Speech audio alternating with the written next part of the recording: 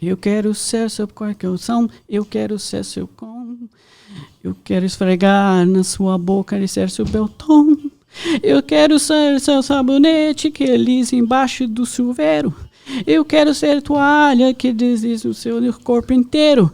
Eu quero ser seu travesseiro, quero ser para esfregar a boca, ser seu dormir. Eu quero ser seu entrepaca. That's it. Okay, that was horrible. No, that was great. The king can do it way better than I can. That was horrible. Sorry. Today's Portuguese day. That's what's going on. I tried. Larry, welcome back, bro. He does it way better than I do. Way better. Tell the listeners who that was again. It's Roberto Carlos. There we go. He's about 130 years old by now. Well, but he's all over iTunes. He's got to be streaming. Oh, for sure. I guarantee you. No, he only does 2 presentations now, like a year. So he does like a Christmas special and I think a New Year's special. And then anyone else that's like filthy rich, he'll come and do like private shows and stuff like that. Wow. But like he is like the king. He probably has more downloads than Justin Bieber.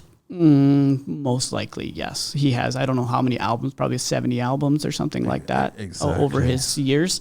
But like his music, if you like go and see the type of like, it's that love, that passion, that old school love where like, you know, he was talking about like, I want to be the soap, you know, in the shower, you know, rubbing on your all over your skin. I want to be the towel that dries you off. I want to be the pillow that you lay down onto, right? Like it's really so like the hopeless romantic, here? Right? Why like isn't that here? It's like the hopeless romantic, and I think we've lost a lot of that these days with like the app, you know, the dating apps and all this stuff. Technology, you know, the passion life. And, you know, that passion where like you don't know what she's up to. You know, you send the love letters and you're just thinking about the person. And, you know, it's just that fire. I think there's a lot of romantic guys in the construction industry and girls. I think there is. I think they're just quiet about it. That's all. I'm hoping that they're quiet about it. I'm a bit of a hopeless romantic, I think. Myself, I think you need to be in this craziness, man. Yeah. Why would you want to be anything other? I wouldn't want to be the norm. You know, I just. So you open up the show with that, eh? Yes. And we got to wonder, where's the show going to go from there? Do you want to be the soap? No, not your soap. Thank you very much, Larry. I didn't say it was going to be my soap. Thank you very much, Larry. KeyTile is back. www.keytile.ca or House. You're on House? Yeah, we're on House. Oh, yeah, you're on House. Got quite a few reviews. House. Info at keytile.ca, and it's on Instagram at KeyTileCo and at Key Surfaces. That's right. Thank you very much for coming back on the show. Thanks for having me, and man. I know that you recently awesome. saw Dimitri there, and he I did. I tried to help myself from vomiting before I got here. Thanks, D. Thanks, Coach D.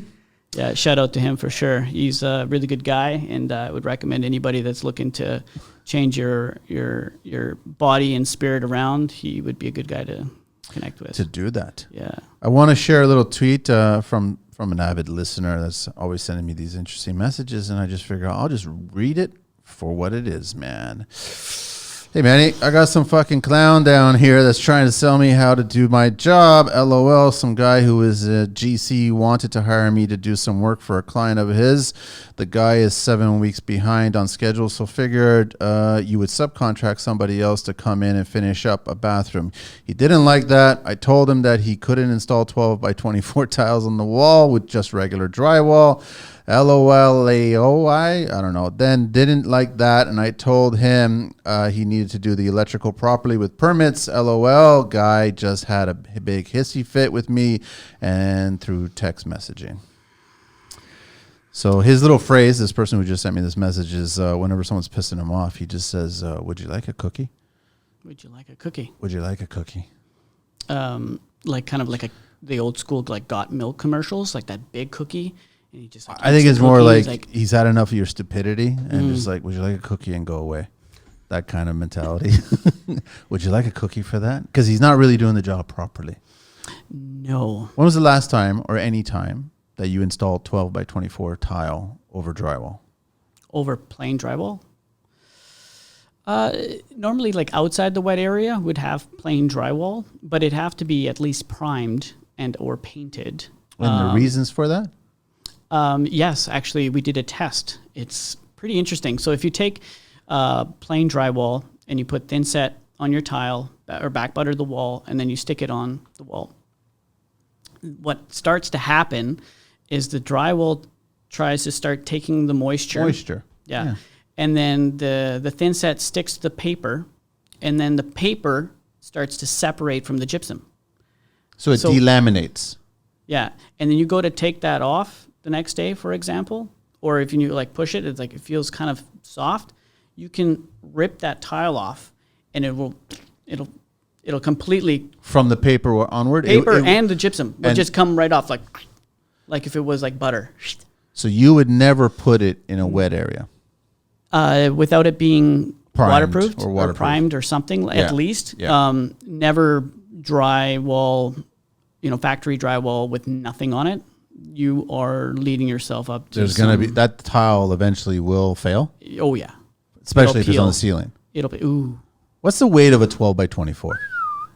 The weight of a 12 by 24. Average 24 is what is it? It's a centimeter, so it's 3/8 of an inch. Yeah, so probably 8 pounds or something like that. 8 pounds for the tile? Yeah, 5 pounds. Why do the boxes feel so much heavier than that? Well, because there's 6 of them. 6? No, there's 3 of them here.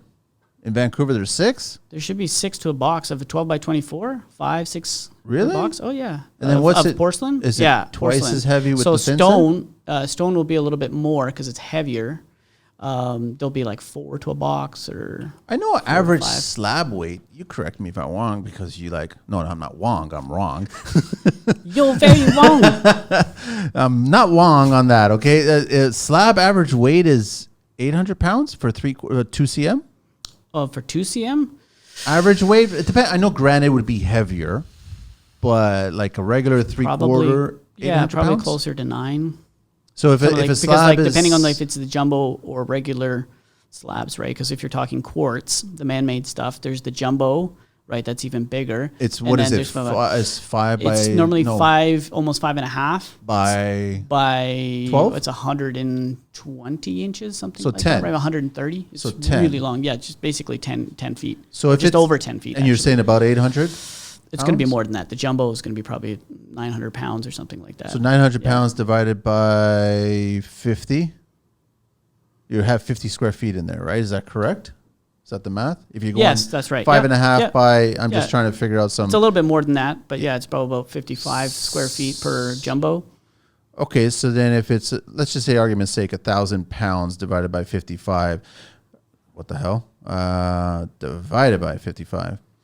18 pounds per square foot. That's about right. So you're saying the tile itself is about 8 pounds for 2x4 per square. Then you got the thin set material. So you're dealing with 20 pounds per square foot on average, and you're attaching that to paper of drywall. That's right. So why do jokers still do that? They don't know any better. You still come across, unfortunately, so many people in this industry. The famous line is, "I've been doing this now for 25 years or 30 years this way." And it's always worked. Yeah, and I've never, no one's ever told me otherwise, right? So this person has been taught a certain way, and unfortunately, it didn't start at the right foot. So then they continue going down the wrong path, right? Leaving a trail behind, keeping us busy and other trades busy because it's only going to last so long until it fails. Right? Do you tell them that they've been doing this wrong for 25 years? Oh yeah, and they freak out. Flip. Well, especially like myself, like when I first started, young kid at 20, just over 20 years old, right? And telling this 55-year-old drywaller, and I'm like, what you're doing is wrong. And he looks at me like, what do you know? I've been doing this for 35 years. He's installing drywall inside the wet area? Yeah, installing, like for example, before, Schluter, Laticrete, the sheet membrane system, it was a lot of the plumber's membrane, right? So they would use 2x4s and then they would wrap up the walls, right? And then they would wrap over the curb. Yep. So the guy would put his drywall and screw it in through the curb and then screw it in through the inside, right? And I'm like, well, now that you've screwed it, you've now punctured all of the waterproofing. You've screwed it. Yeah, exactly. Is what you've done. And now you've damaged the waterproofing. So what are we supposed to do now? He's like, well, how else am I supposed to stick drywall onto this without it being screwed in? I said, you're not supposed to put drywall on it. He's like, what do you mean? And I said, well, technically, we should, we would use lath. So you take the lath into the shower pan, and then I would make it like a kind of like a U shape, right? And then you would staple it to the outside, which doesn't need to, it's fine if you puncture it on the outside. Because you shaped it. Yeah, so then you shaped it, right? And then you staple it to the outside and kind of holds. And then you would build your dry pack. When you do your dry pack, then you carry it over, and then now you're not puncturing it. Then you can waterproof, or you just left the mud, right? Because technically the waterproofing was underneath. Still not an ideal situation. The rubber membrane would be underneath, or that's right. The rubber membrane would be underneath. But rubber membrane's not allowed in high rise because of fire issues. Oh, really? Well, that's what I was taught, and especially in New York. That's interesting because New York, no high rises are allowed to have any combustible waterproofing membrane. So you can't even use Curdy board because it's foam. But I thought it had. Is there a fire retardant in it? I think there is. I was told that unless they've changed it recently, because most pans in those high rises are all the metal. I know that like the Latacrete one has a fire retardant in it. Their foam? Yeah, their foam. Really? Is, yeah. Curdy, not 100% sure. Someone had I'm to not go exactly look sure into about that. it. I mean, it's interesting you're bringing all this up. Latacrete is what? American or German? No, not German. I think it's originally from Europe, but most of it is made in the States where we're getting it from. It's the same thing with Schluter. Yeah. It's made in Jersey, right? Or I can't remember. Plattsburgh? I can't remember. Oh, Pittsburgh? Is it Pittsburgh? I don't know. Not Pittsburgh. Somewhere not too far from all the Schluter reps right now are just rolling their eyes like Simon and Pat and everything. Just kiss my ass, all right? I don't know your job or what you do. Exactly. And you guys are just, correct me if I'm wrong, I don't care. It doesn't matter to me. It's made in America. That's all it is, because it's not made there and then shipped here. Yeah, and there's a few things from Schluter that are also made in Canada as well. Which ones? A lot of the trims. You'll see like some of the PVC trims and stuff like that. Trims these days? Right? Those who use them. Everybody's mitering. Everybody's contouring. Even years ago, I took a router and I put a radius on limestone, and I did that. I didn't want to trim. It didn't work for me. Right. Well, not everybody. I know.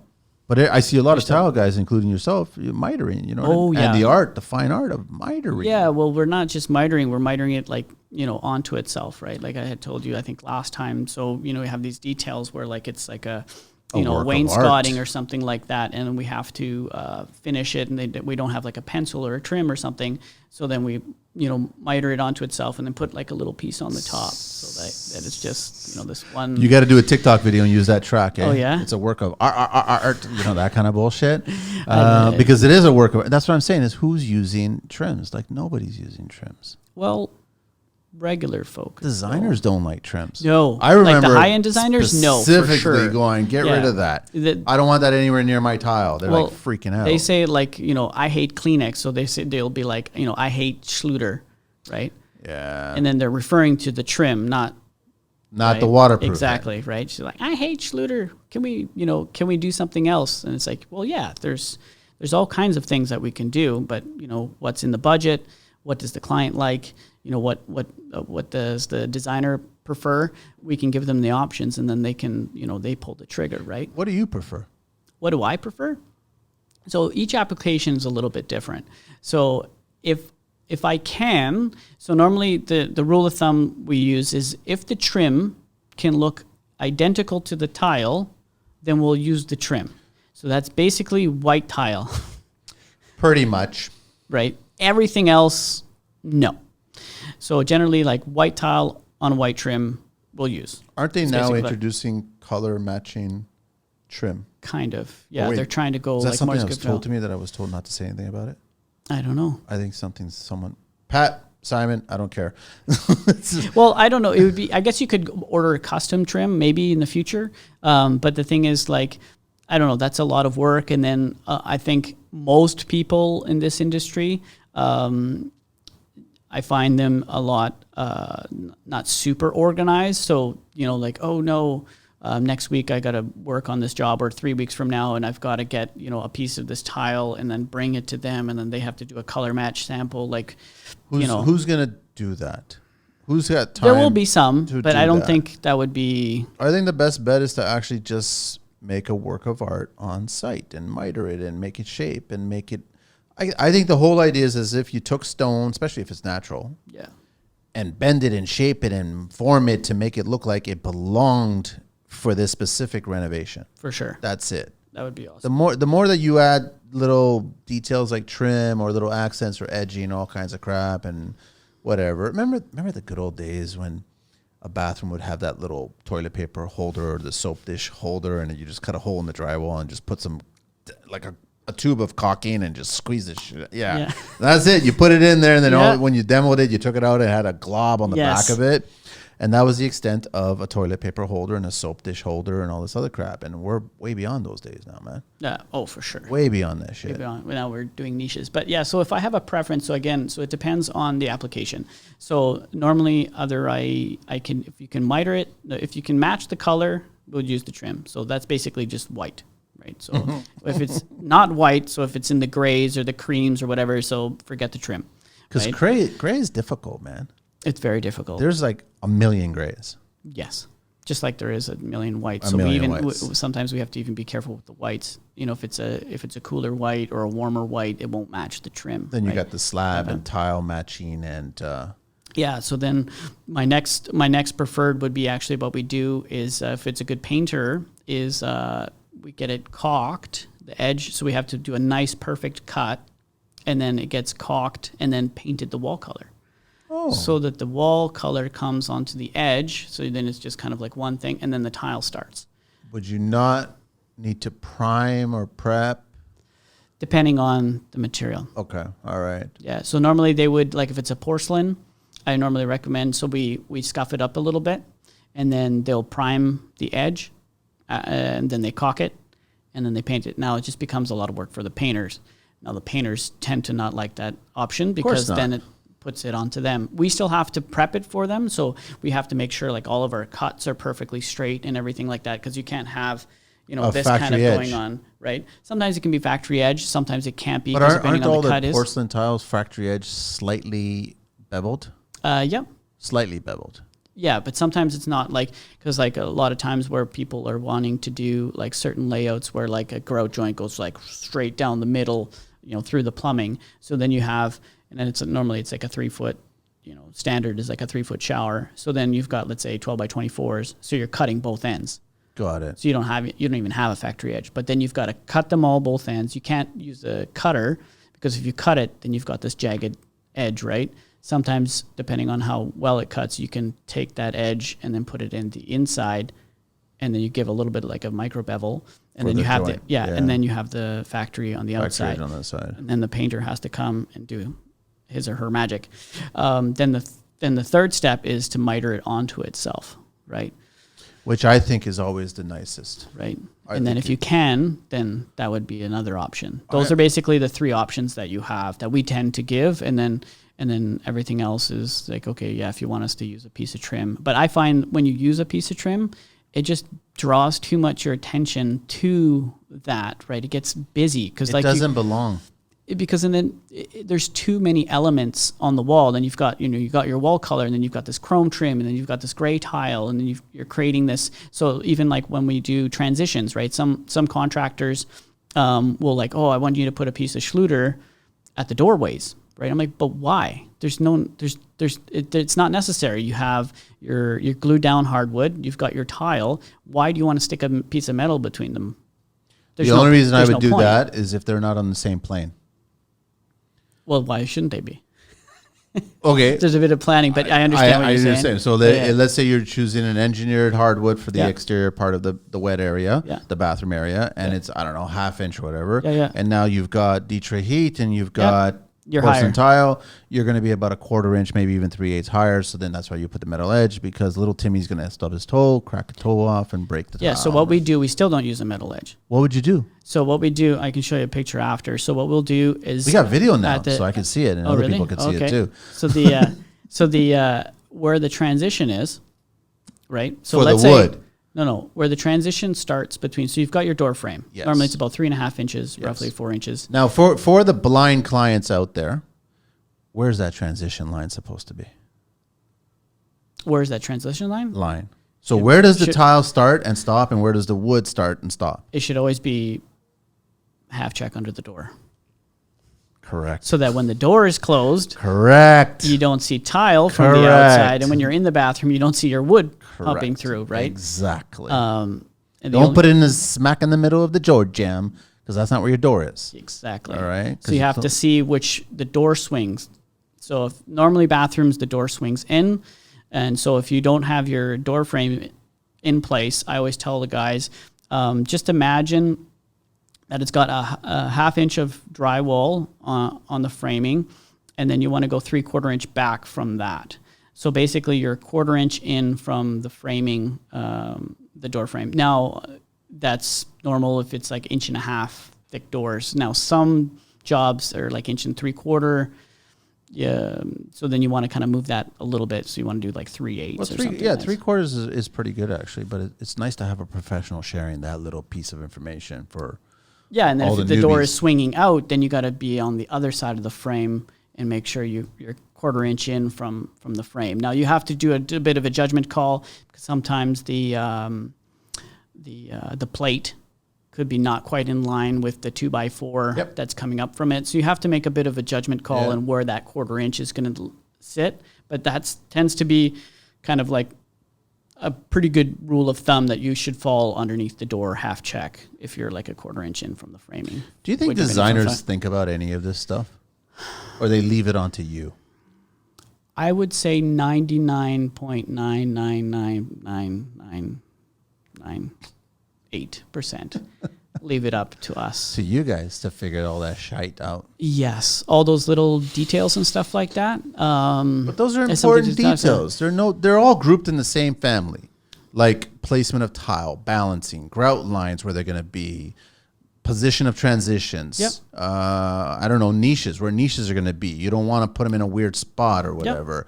Like that's all part of your wheelhouse, right? But I don't like that they just leave it to you to figure it out and they don't give any thought about it. Not that they haven't given thought about it. It's I don't know. I give them a little bit of credit, because I guess if you look at it as like an overall job, like if you were to see, like if the designer was to oversee the whole job from exterior to interior with several little details that they want, with, fascia this and, entry that and crown molding like this and trim like that. There's a lot of tiny little details that sometimes gets missed because they have all of these different details. Now, that's kind of part of their job, but they definitely lead to the professionals to give them the options in when it comes to, okay, we're going to do this. So there'll be like mock-ups that get made, right? This is what this is going to look like. And then they go, oh, that's not right, but that's the way you drew it. I don't like that. How about if we do it like this? Oh, okay, yeah, no, that's better, right? So, a lot of people are visual, I find, with clients, designers. So not until they see it. On site? Yeah, sometimes even on site. I know, but the designers always come up with these beautiful drawings, books. And what I love is that they'll have pattern layouts, so to speak, for tile installations, mosaic, whatever, borders, all kinds of stuff. Yeah. But there's no notations and all these little details that you're still talking about that you're the notation is to be confirmed by designer on site with installer. But they never confirm it. So they show up on the job site and they just overlook it. Basically. Leave it to you.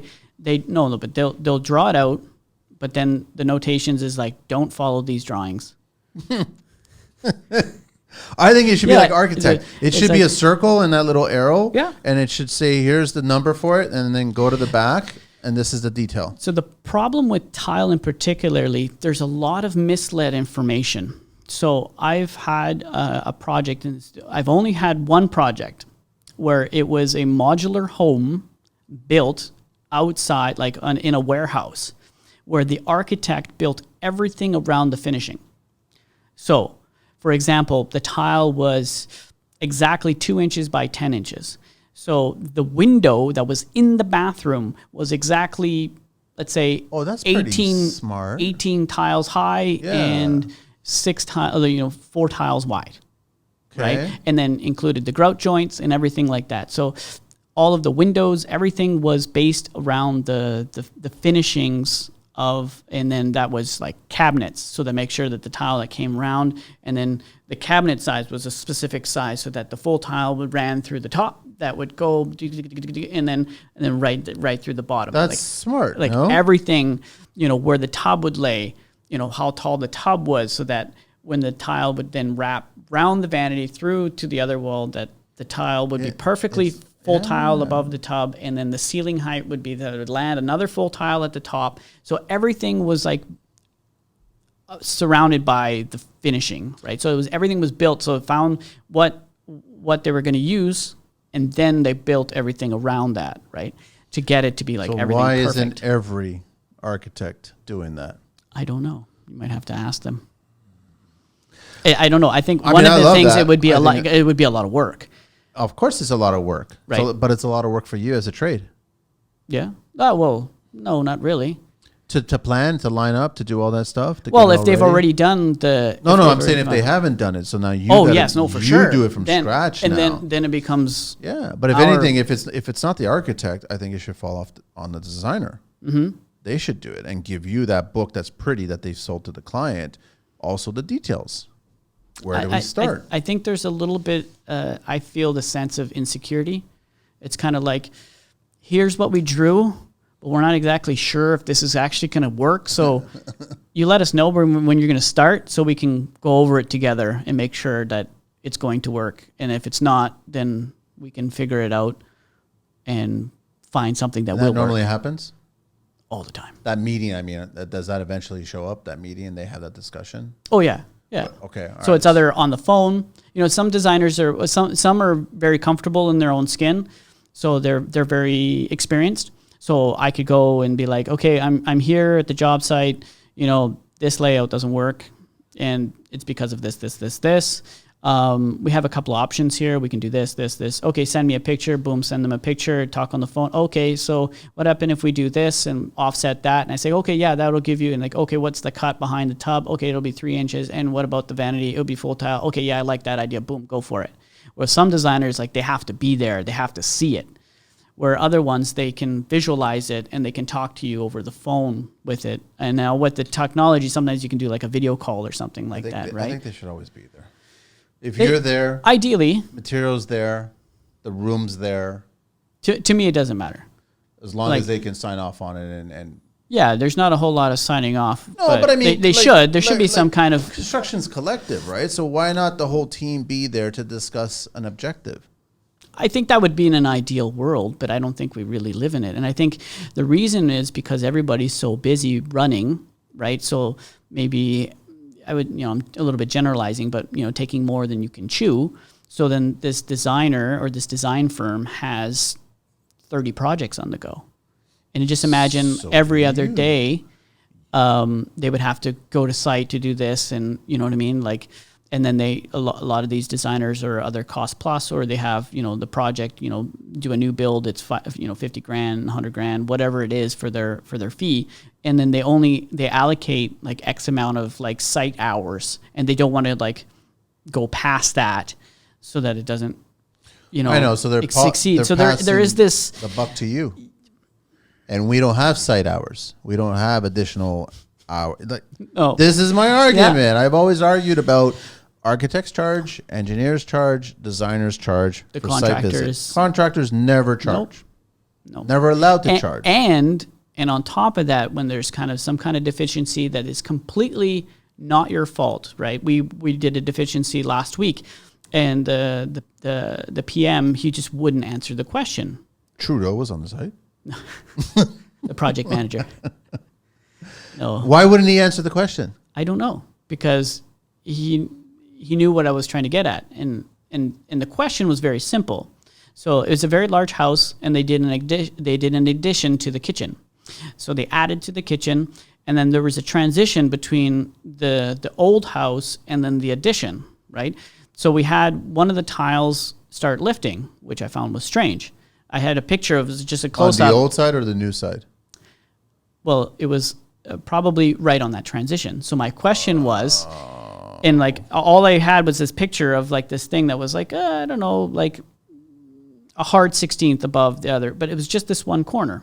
And then the first thing from I remember, we did the project about 3 or 4 years ago. And the first thing I remembered, I said, that's the transition. If I'm not mistaken, that's the transition between the two buildings, right? So I said, that's very interesting. That shouldn't be like that. Is it the transition between the new and old? You know, all you could hear is crickets. Because we know the answer. Can you just go and fix it? Yeah, I can do that. But can you answer the question? Is it the transition between the two, the new and old?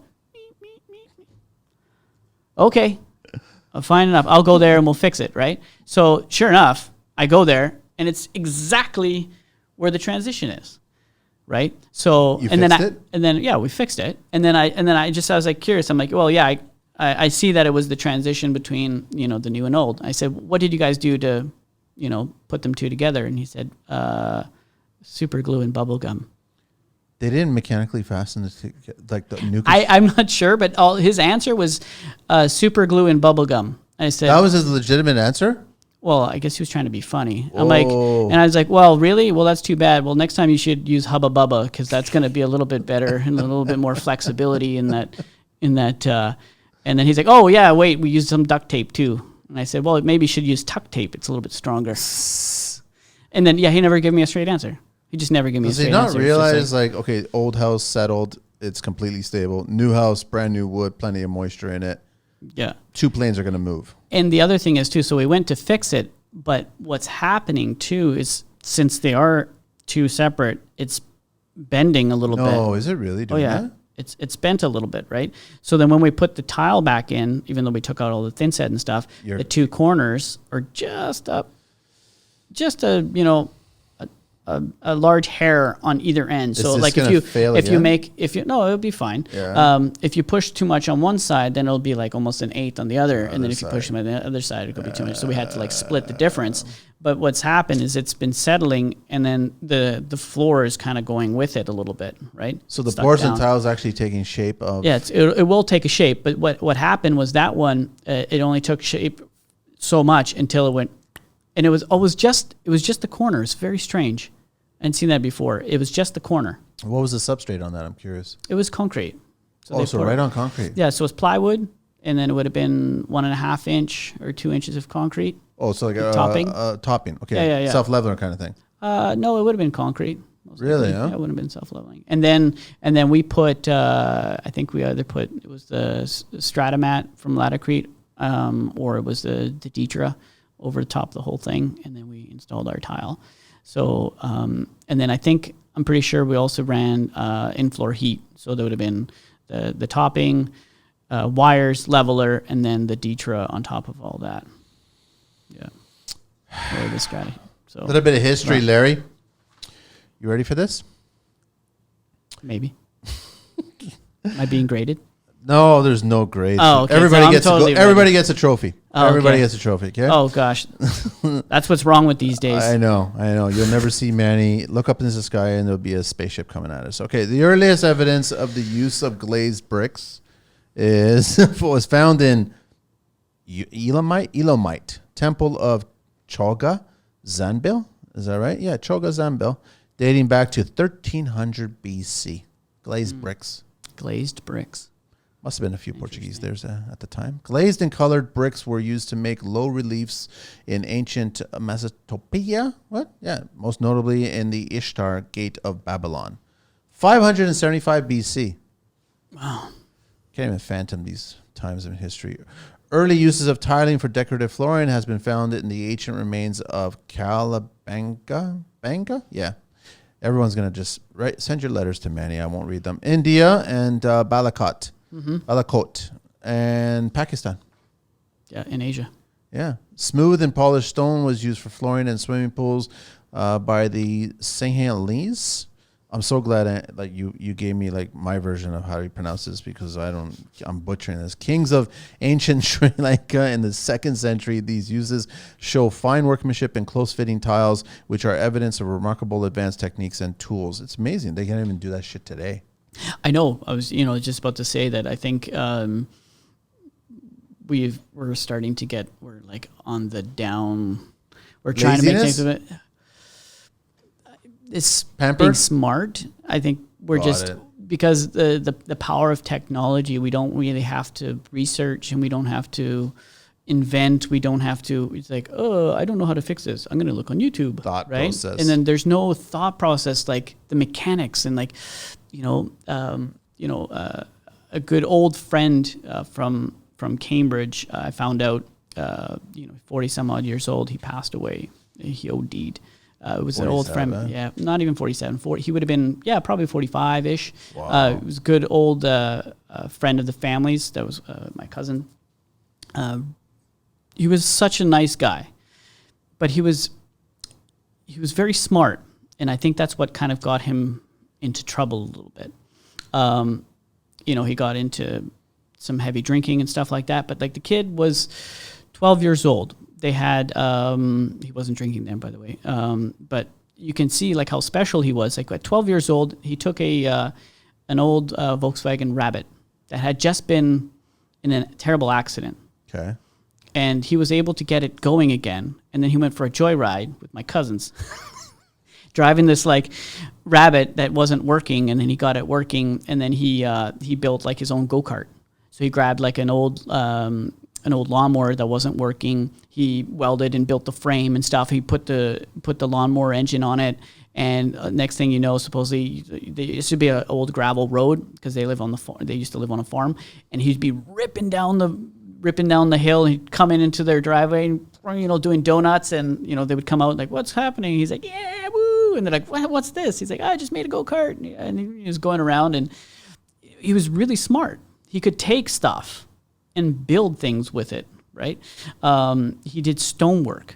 He did rock walls. He could do brick. He could do masonry. He could do patios, and like he was very talented. But he had a vice.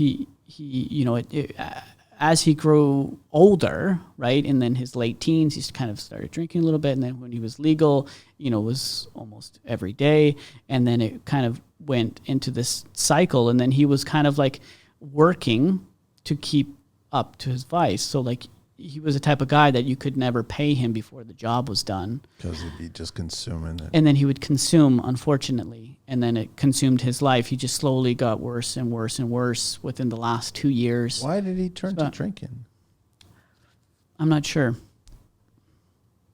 But it wasn't like, okay, have a beer after work. It was like, no, it was drinking. Drink until you can barely walk straight, right? It's very unfortunate, but I hear these stories so much in this industry with these people, that have these addiction problems, and they're so smart.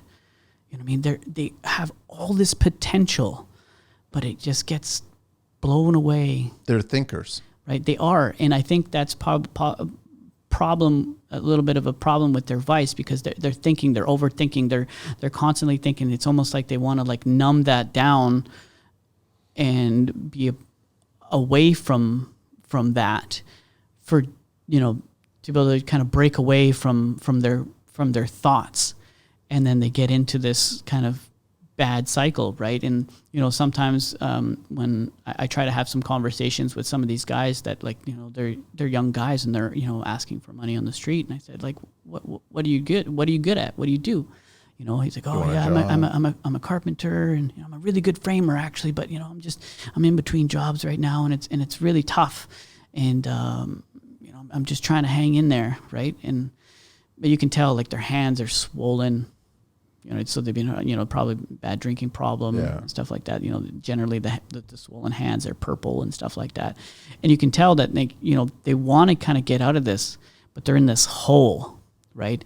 And only if there was some kind of, like, I know the government tries to do it like by, giving them food, try to give them some shelter and stuff like that. But I think if we can to come up with a support, right? Something that people can come, they can talk, right? Get some hugs going on, get some deep thoughts going on, and showing that like you care, and like. But the majority of people and like don't. Step by step, like baby steps, like this is the type of thing that these people need to be able to get out of that destruction mode, and to be a good tradesman, to be a good person, to be part of this, blood-sucking society, but in a good way, right?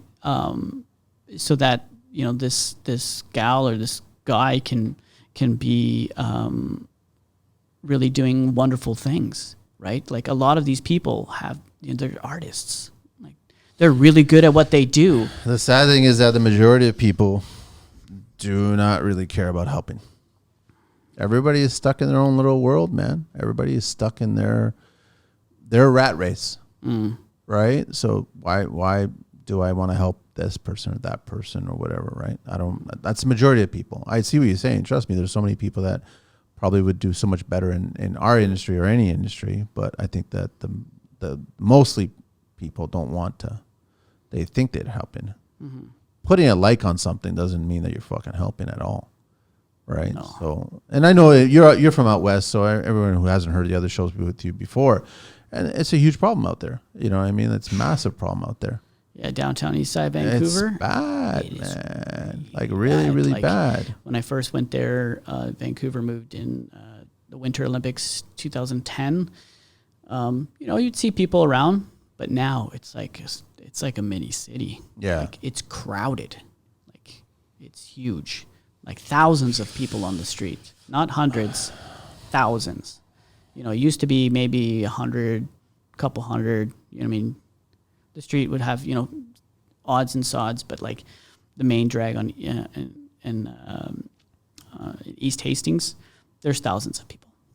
Thousands. I always said, and there's like a term that I've always come up with recently that I was just looking at things, and I talk to politicians or whatever, and I wish they would just first fix the country instead of trying to look good on a global scale, global stage.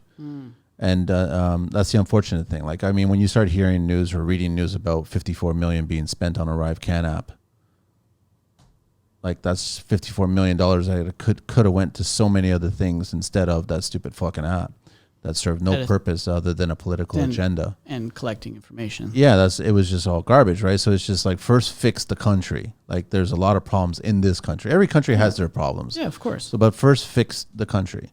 Yeah. Right. Don't be trying to figure out that you're going to be the best looking person on a global stage. Yeah. I don't even know how we got the fuck on that whole thing, but I want to bring up another point that you sent to me, and I didn't comment, but you commented on that post there from good old Canada's most trusted contractor. I won't say his fucking name, but to express the fact that the reason Grout is cracking is because there's no Schluter. Such a bullshit fucking reason. It's not true. He's full of shit and garbage. And it's not. It's exactly how you described it. The reason it's cracking. There's movement between the two planes. Exactly. Simple. And not just that. Because like simple. The fiberglass or cast iron, whatever your tub is, meeting up to the tile, it's going to want to move at a different rate than your tile does. So generally, if you install tile properly or grout properly, that is not actually moving. So when people go, oh, Larry, this is cracking or this or like, it's almost every time is like when you do a backsplash, right? So you got brand new cabinets, this stone, so it's really heavy stone that sits on there. You put your backsplash on, you tile it, you grout it, you caulk it. Then you're back there a year later because now there's like a 16th gap. And they're like, oh, your grout cracked. It's like, no. The grout didn't crack. So if you look at it, if you really want to break it down, you can see that it's separated not because of the tile moving. It's separated because of all the weight. Everything's settled because the cabinets wood, so it'll compress a little bit, and then you've got these hundreds of pounds, between this farmhouse sink and the quartz that's inch and a quarter thick. And it's pushing down on everything, right? It's gravity doing its job. And then you've got this like 16th gap like right across. And they go, oh, your grout cracked. No. You should have used Schluter. Yeah. No, as good as Schluter is, that's misinformation. That's misinformation in that scenario, and it's total horseshit, and it shouldn't be expressed. And that's the crappy thing is that you get homeowners or you get other tradespeople, they think that's gospel.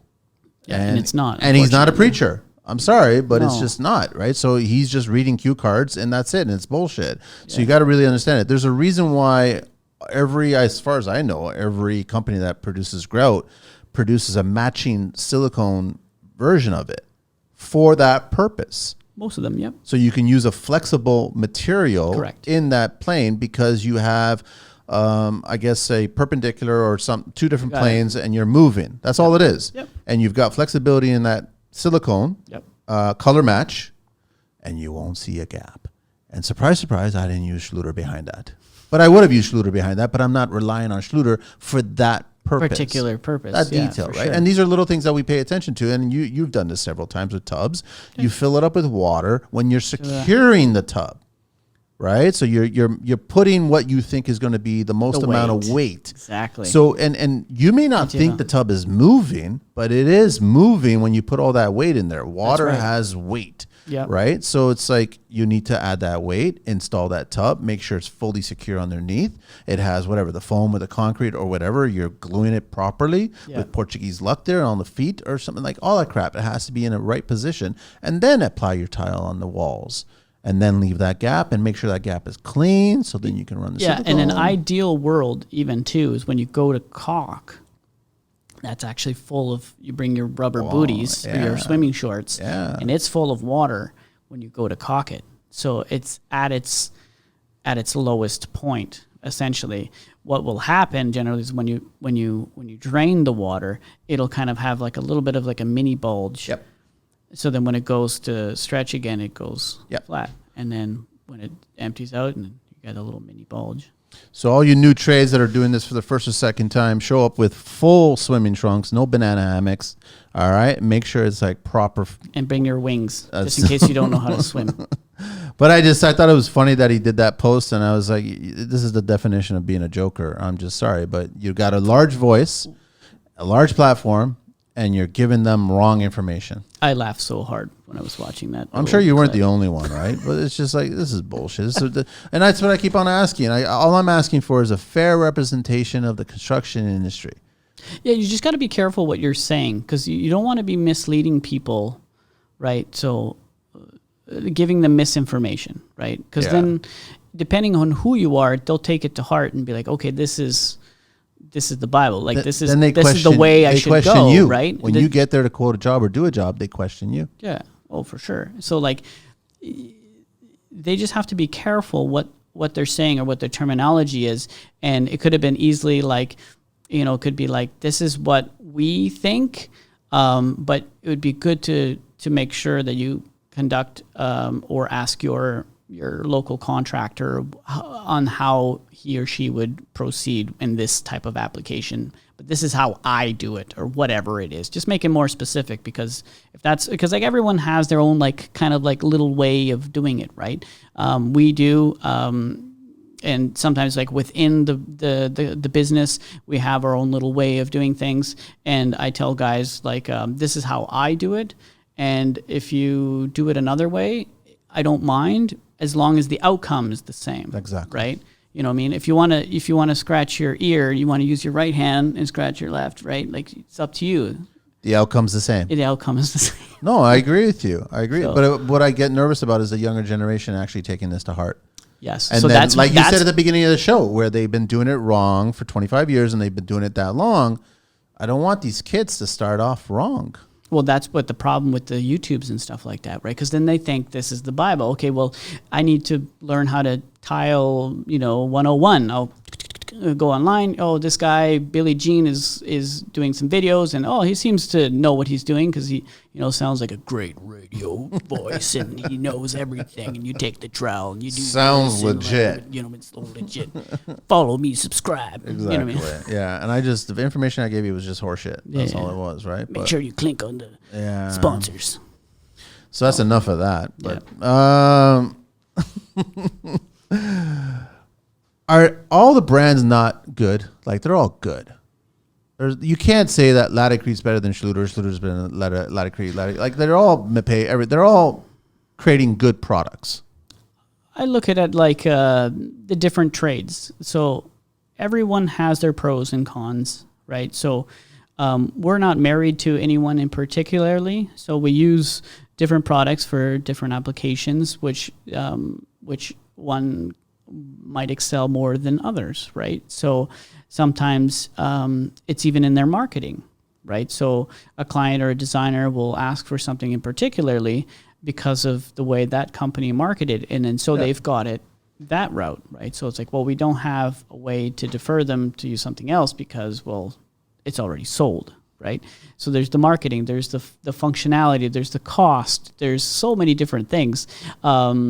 There's no right or wrong necessarily, but you just got to make sure that whatever you're doing, it's, tested to tell the time. So like when we do projects, we always try to think in long run, because we always want the least amount of deficiencies at the end of every project, and in 2 years, in 5 years, in 10 years, right? Very rarely do we get called back. And normally it's like something small, like grout had cracked or something like that tile, like I told you. But it's like 99% of the time, it's because the house is shifted, it's moved, it's settled, it's done something. There's nothing wrong with what we have done. It's just the natural elements of and the occurrence of what's happened that, so that's why like sometimes with clients, like, some people, it's a 1 year warranty or 2 year, or, or the minute they walk away, like the warranty's over. We tend to warranty, like, especially for the people that we do a lot of work for, contractors or clients like that, like it's pretty much for life. You know what I mean? Like, give or take, unless it's something that like they did, dropped a anvil on their tile floor and they broke it, right? So homeowner use or I'd be like, oh no, it was like that. It's like, I can tell it's an impact, right? Like I'm not rocket science, but like I can tell a bottle of wine has now hit this because there's, red stain all over the grout over here, right? But it's very interesting in how we come across all of these things. Like, just last week, I was brought in to a job that was done almost 7 or 8 years ago. Okay. Your job? No. Okay. It was actually a job that was done by another contractor. So this job done by this other contractor, they did this beautiful, it's a big kitchen. They did this beautiful kitchen with limestone, 12 by 24 offset. They ran the in-floor heat everywhere throughout the kitchen. And the clients told me, like, okay, since day one, only part of the floor worked in terms of like the heat, right? Okay. And then the other part wasn't working. I'm like, well, that's very interesting. 2 separate lines? Well, I said, I'm going through the process. I said, well, it's either, if it was one line, it's either it's all working or nothing's working, right? So the fact that one part was working and the other part was working was, okay, there was 2 lines used, right, to make up all of the area. So I'm like, okay, there's 2 kits. So that's number one. Then I opened up the thermostat. So this is after the new heat specialist has been there, and then the electrician and the contractor that had been there already. Okay. I'm getting very interested here. I'm curious. Yeah, nobody could figure out what's wrong. Okay. So my next step is, okay, well, might sound stupid, but are they actually both like connected? So I went to the thermostat, and because the thermostat was in a bit of an awkward place, just the way it was set out. So I opened up the thermostat and I can see the 240 coming in, and then there was another hard line going out. And I said, okay, well, it's not actually attached. I don't actually see the actual leads from the kits coming to the thermostat. So what does that mean? There's a junction box somewhere or a relay. Right, so I pull out the cabinet, I look, there's a junction box, but then it looks like it leads to the crawl space. I said, is there a crawl space? He says, yeah. So I go into the crawl space, I get there, I find the junction box.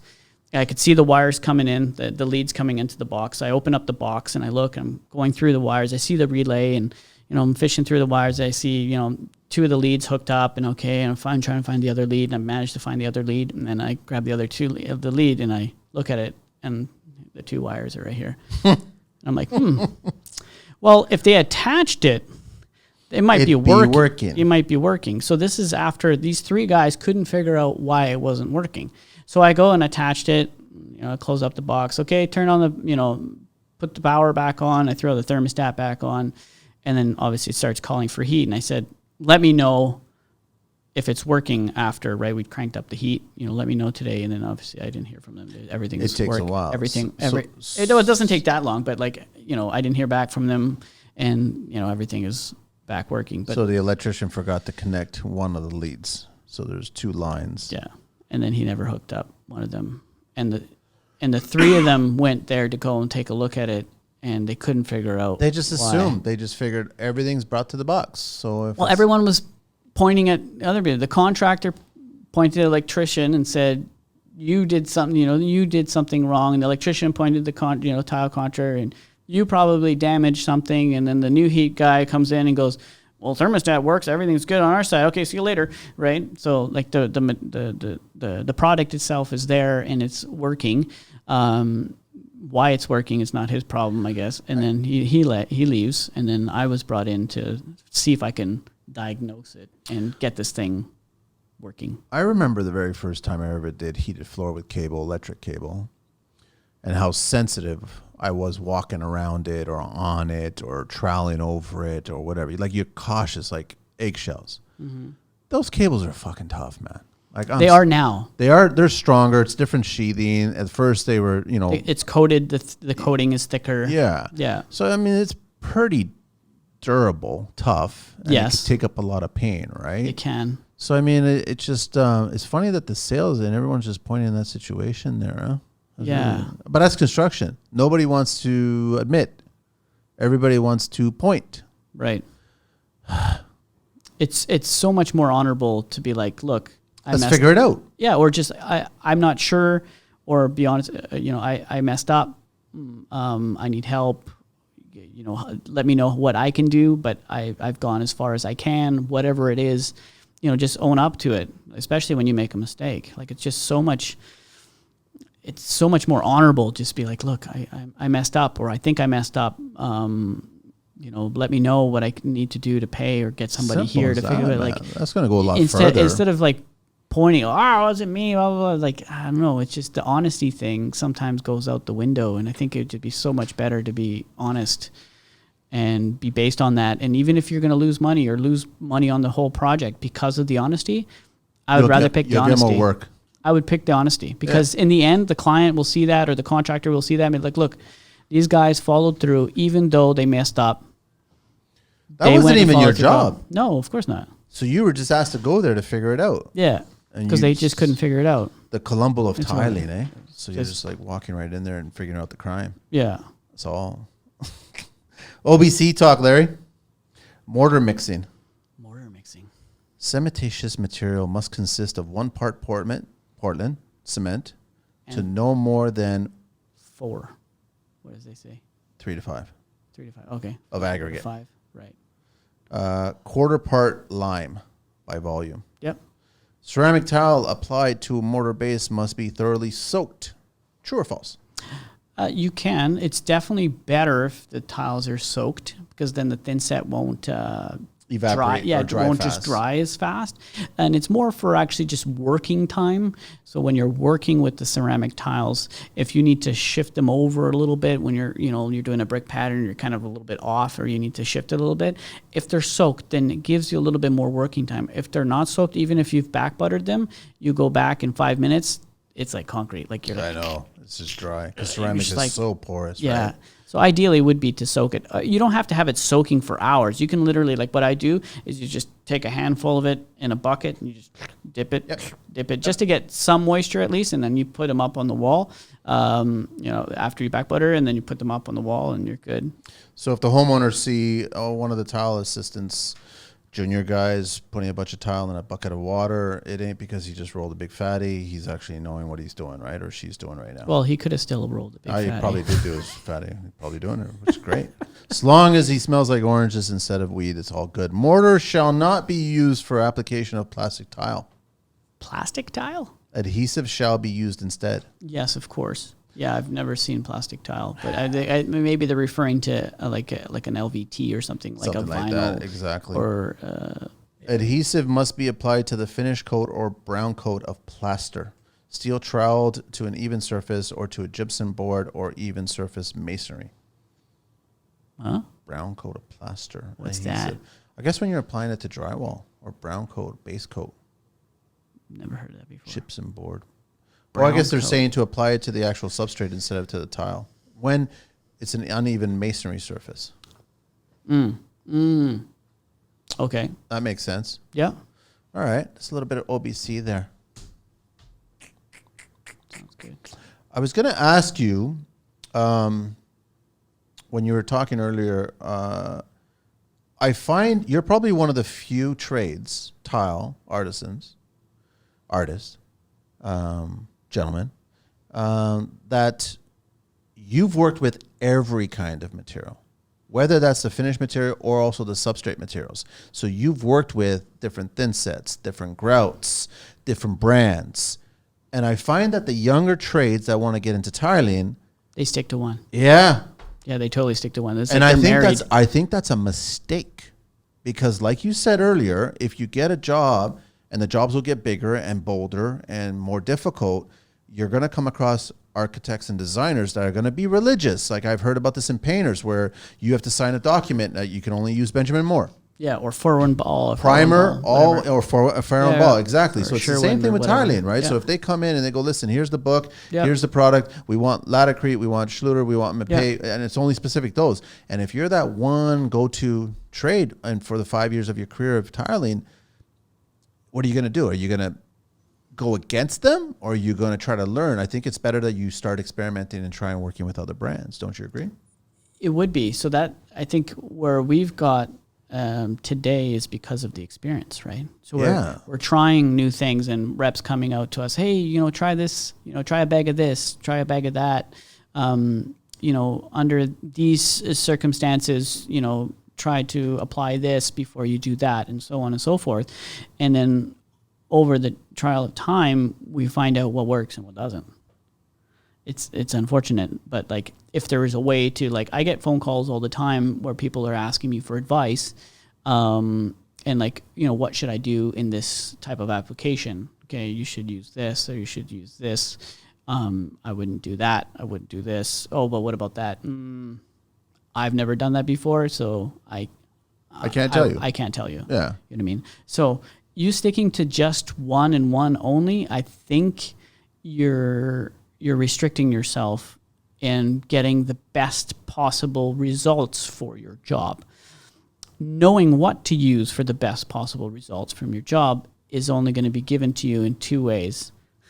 Somebody telling you, or you finding out on your own, right? Something going wrong. The hard way. And, we learned the hard way over the Why not over practice? time, right? Practice, man. And then now we've kind of like, okay, depending on the applications, prep and so on and so forth, the different materials. There's even tile that is like resin based. Yeah, it's Really? like decorative tiles that's all like made of resin, like So like a quartz or something like that. Not even. It's actually made of like resin, like how like some decorative piece of art or something like that. It has like it's like a resin base. So we've had tiles that are resin based. Glass, ceramic, obviously, all kinds of stone, quartz, porcelain. Sometimes it's a composite, like it has like an acrylic backing, right? Some of these slabs and some of these material have, like, they're laminating a piece of stone to an acrylic backing. Yeah. There's also ones that attach it to an aluminum backing. Yep. Right. So what do you do then? Right. How do you adhere aluminum Exactly. to a substrate, and you're using cementitious materials which are not designed to be absorbed into aluminum, because aluminum has no Exactly. pores. So you got to figure all that shit out, right? Right. So it's a bit of a learning curve, right? But unless you find out what works or doesn't work on your own, then you need to ask somebody, right? So it's interesting, because I think that if you go to the sales reps, and I always tell them, listen, first thing when you want to do, sales reps for the most part are not us. They're not, most of them don't come from the trade. okay. Most of them don't, right, is what I'm saying. And they would do a huge service to all the up and coming new tile installers if they didn't sell us and actually taught us. So just took this product and go, listen, guys, here's a product, try it out, install something. It's great for this particular stone application. And then try it out at home or try it out on a smaller job site with a client of yours that you feel comfortable with and get that experience and work with that product. You know what I'm saying? Yep. Instead of having that one lane, I only use this, I only use that. I mean, that's why I'm a little nervous about any trades that are only one color tool. You know what I mean? Like they only die hard, they live with that, and that's it. I think in tile installation, you can't do that, man. I think you have to have an open mind and be willing to try other products. I think so. And you have to be, I think, not just open-minded, but I think you have to be willing to accept or ask for help when you actually don't know. Yeah. Like, don't just assume. I find that over the years of being in business, the worst thing ever in any situation is assuming. Assuming what product to use, assuming that the client's going to like it this way, assuming like the designer's going to want it done this way, and the contractor is going to want you to be at this time, at that time. Assuming 9 times out of 10, when you assume, what happens? Then you assume the responsibility of the choice that you make. And when you do that, then you got to own up, right? And then when you assume, sometimes you're lucky, most and you're lining up, and but most of the times you assume, and fingers are pointed at you. Yeah. So give you a quick little example. We had a new house built, had a concrete border made to put a tile inlay for the entryway coming from outside. So the client says, okay, the tiles are, and I said, I need to know exactly the size of these tiles so that I can tell the guys framing the, forming the concrete that they do it perfectly so we can get, 3 full tiles this way and whatever, how many tiles it was going to be the length, right? But I need to know exactly, like you need to tell me to the 16th so that I can calculate it properly and then give these guys accurate measurements, right? Yes. So client doesn't give me accurate measurements. I give them the measurements that they need to do it so that it can be done. What happens is my guys assumed that they want to do the grout joints all the same. So we have like a 2 mil grout joint this way, both parallels, right? Both axes. But what happens was that since the tile, it was supposed to be, the client said it was 8 inches, but it was actually like 15/16. Okay. Right? And over the distance, well, you lose a 16th. Over. And the tiles are only 8 inches wide, right? So a 16th. By the time of the 4th tile, you're a 1/4 inch. And then so on and so forth. So you're like, by the time you get to the other end, it was like an inch gap, right? And then they just assumed like, okay, we'll just do the grout. And then we had this inch gap. And I'm like, we can't have that. Well, it's like, well, we followed what you said to keep everything even. I said, well, yeah, but the measurements we were given, like this doesn't work. So we got to take these out, and then we got to make the one joint slightly bigger than the other one so that we can make up that difference of the 1/16. Yeah. And by the time it's all said and done, like you won't really tell that, one joint is slightly bigger than the other, but it's going to look a lot better than having a massive gap at the end. Right. And so instead of asking me or asking the PM, the boys assumed that, no, we'll keep this consistent. The guys who formed and poured the concrete did it wrong. So that's not my problem. It's like, okay, but that's true, but they're not going to break all this and redo this because of that gap. Right. So now that you have assumed that that's what we would like to do and you didn't ask, well, now you got to own up for it. So now we got to take this out because we should gap it. Oh, well, that's not our fault. Yes, it is, because you didn't ask. When you did the layout, then you should have been, hey, Larry or whoever, the PM that's, at the job site, hey, we've got a bit of a gap here. Like, well, what do we do? Okay, stretch it out.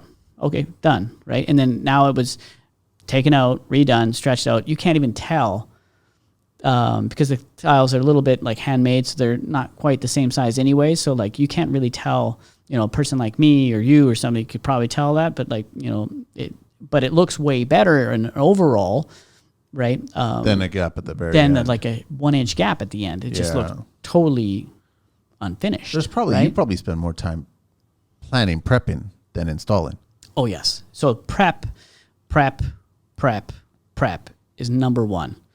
If you can prep your job so that your walls are plumb or flat at least, depending on what you're doing, you know, you have to think about like what it is that you're trying to, your end game, right? And then Final outcome. when you think of your end game, then you know how you need to start. Because then when you think of your end game and you start on a good leg, then getting there, it becomes very easy in the context that you'll be able to maximize the quality because of the prep, right? You're not just leveling the floor or whatever, and then you're putting tiles down, you've got a border and you've got accents and you've got this and that and the other thing, and then now you're like lifting tiles up and you're adding more thin set, and the other one you're taking some off, and like you're not going to get the quality and you're going to spending way more time in the end than if you did your prep perfect, right? Flat, level, whatever it is you need to do, because not always that you can make things level. Sometimes you can get away with flat, and that's what you need to, with experience, that you need to know when to use what, where, right? So, for example, we were talking earlier about that transition. I don't think I didn't finish actually saying. So we, instead of using the Schluter at the doorway where the frame is, we would cut the tile and then we would slope the tile down slightly. So then you create this like nice little transition coming in, right? Instead of, so then it's a kind of a gradual up. Yes. Right. But then you're not using any trim. We've actually grinded it down. So it was a thicker tile. It was almost a 3/4 inch thick. Yeah. And so we actually grinded down the face of it just to give you a little bit of a ramp. Or I've also done where like you break it and then you give it like a nice little like eased edge, rounded. A little bone. And then, so then, you know, nice. it's a stone, right? So then little Timmy will not stub his toe there and crack it. Exactly, And then right? he just walks in and then you generally. don't have those elements. And when it comes to different materials, I don't like to see in a small space like 3 materials or more coming together. Wood, trim. Exactly. So it's this flow, you know, wood tile, or wood carpet, or tile carpet, whatever it is. I know it's a bit of a pain for the carpet layers to tuck it nicely to the tile. They can cheat a little bit when there's a trim there, you know what I mean? Like they don't like doing it, but it looks way nicer when you have tile carpet. Right, you got an ensuite, and the clients have preferred carpet in their ensuite bedroom, and then you've got this beautiful transition that's just tile carpet. Right? You don't have a piece of trim between them. There's no. I agree. There's no I'm of the necessary. I'm same sorry, school. you know, Schluter. That means one less trim every job.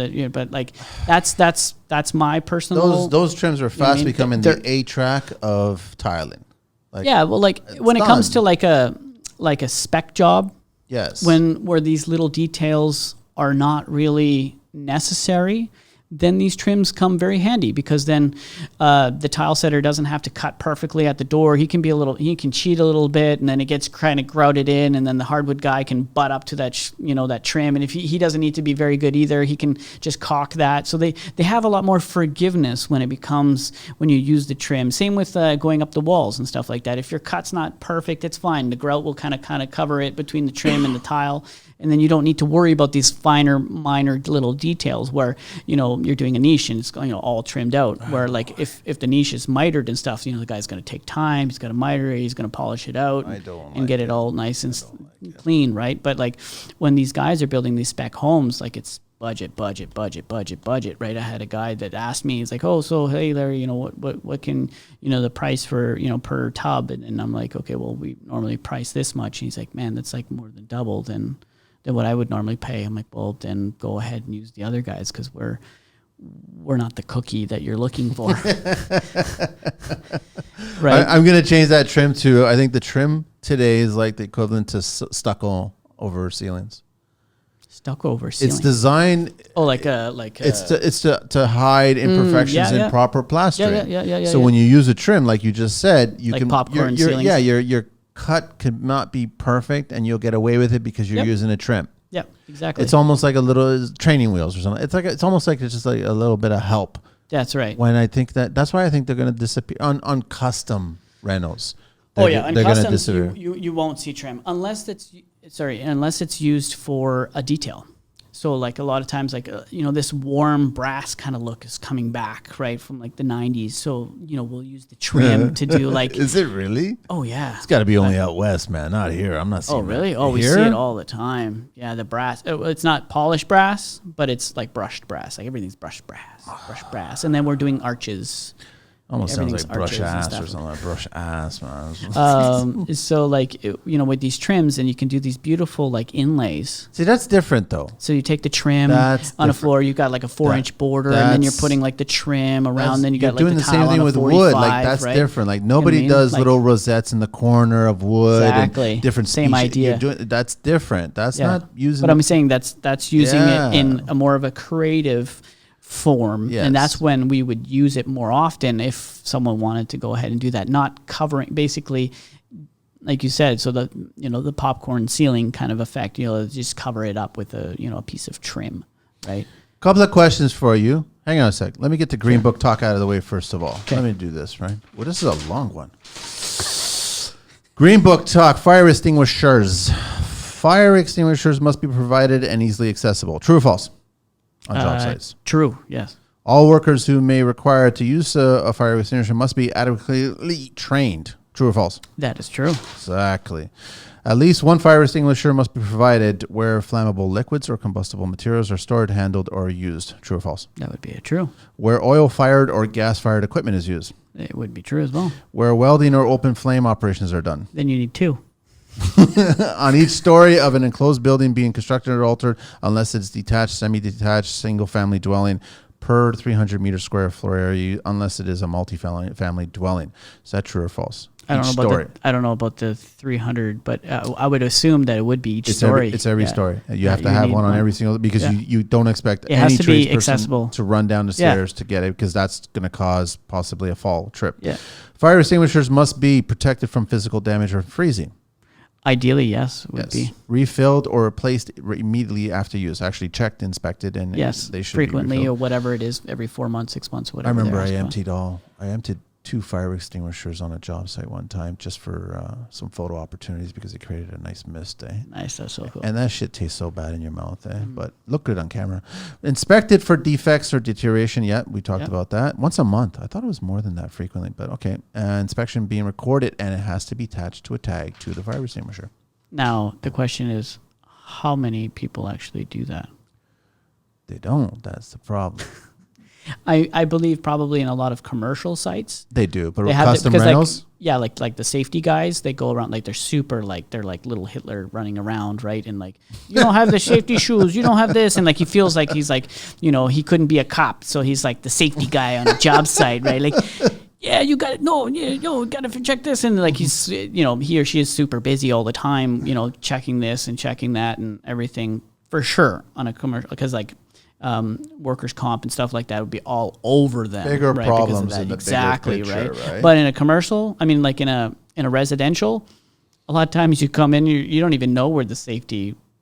There should be a stand, and there should be a command center for first aid. There should be, right? So I mean, that's kind of the good thing about COVID during construction, is where we had to have cleaning stations on every floor. They had to be accessible. You had to have sanitization. You had to have your paper towels. You had to have a separate sink, which could have been a bucket. It had to be on every single floor. Here it had to be, right? Which kind of made sense, and it should be on every single floor. Yeah. So we like the bigger job sites that we were working on during that whole saga.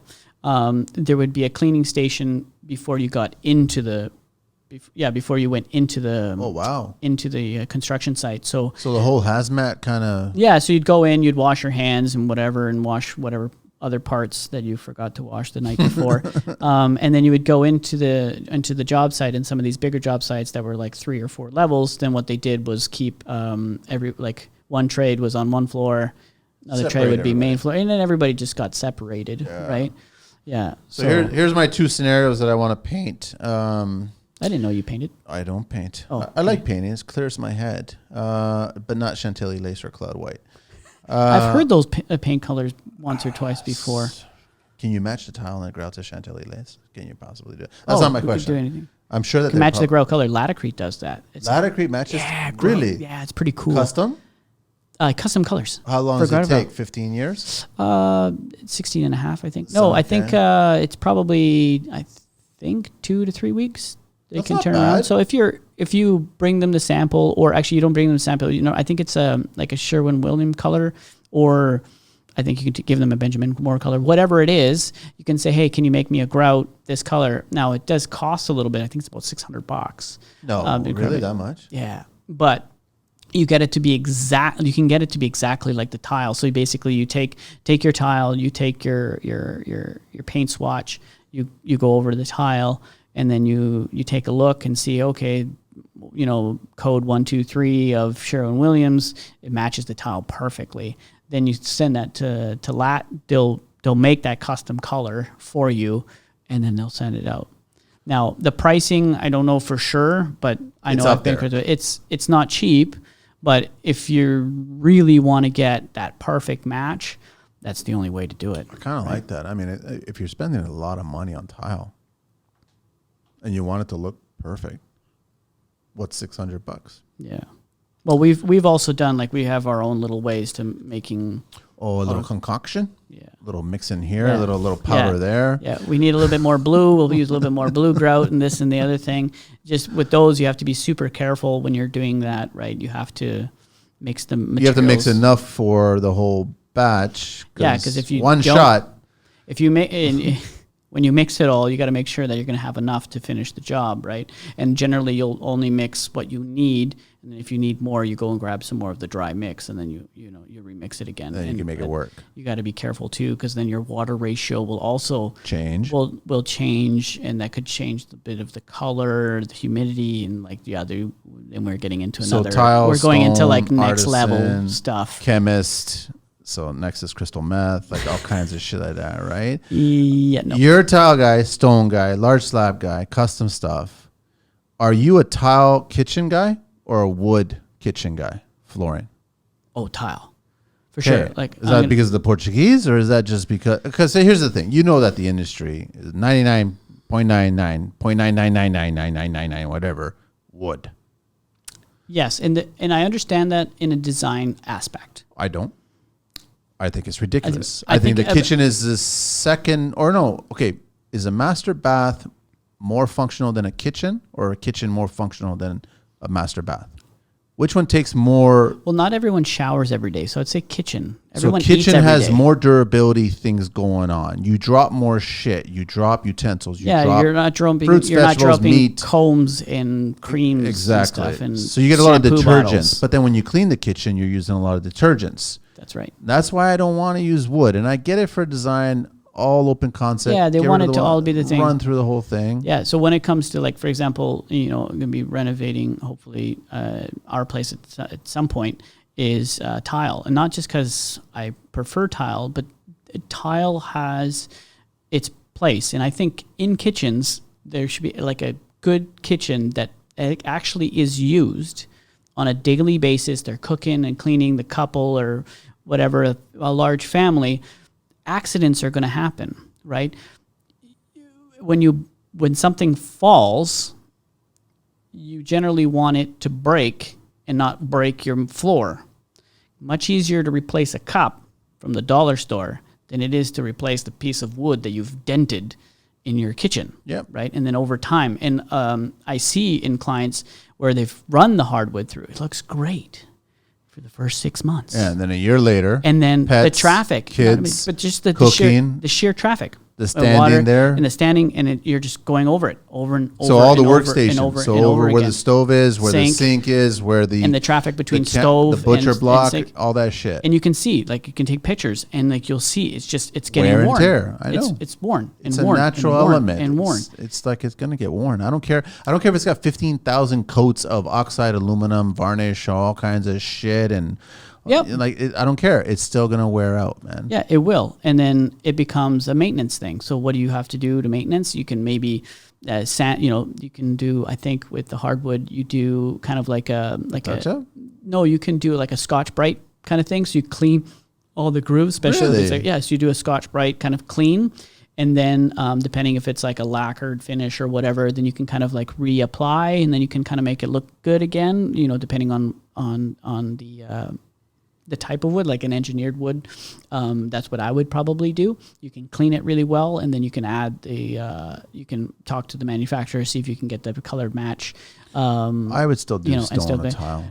I would for sure. And then one of the main reasons, and it's time and tested. So I did a buddy's house, and because a lot of times we don't get to see clients' homes in the long run afterwards. After we're worn and 5 years, 10 years, unless they've had an issue, or we're going in there and doing more work. They're now doing the master because they've saved some money or whatever, and they're doing their basement or whatever it is. So we don't get to go in there and see what the outcome has become over the time test. It's 5 years, 10 years. So a really good friend of mine, we did his place 10 years ago.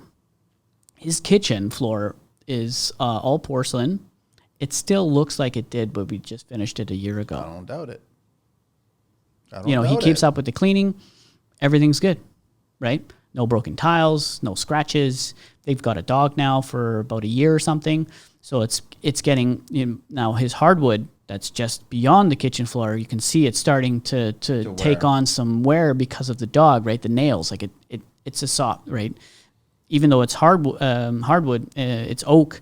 It'll take the scratches. You'll get all these light scratches and stuff like that. Now, of course, every so often you can get someone in there to do a light buff and then recoat and it'll look brand new again. But that's a lot of work and it costs money, right? These days it's probably about $5 a foot to have someone come in and redo all that, right? Wow, or with the tile. The grout. You just got to worry about grout. Yeah, you just got to worry about the grout. There's interesting ways. I mean, CLR or whatever. You could do a mix of vinegar or something like that and lemon and you'll clean that grout. It'll look exactly like the day it was installed. And then even same with the shower that they have that we did. That was 10 years ago. Right? It looks the same. And one of the biggest reasons, and it's a concept that I kind of thought of many years ago, was we're doing a lot of this in-floor heat because we never liked using mats. No offense to New Heat. I never liked the New Heat mats, right? You have to, when it was a custom room, you had to send them the measurements and, things change. Oh, we decided to put the toilet over here now. And you're like, well, this mat's not going to work. Yeah. Right. Or whatever. This vent was here and now we had to move it over there. Whatever it is. It was annoying, right?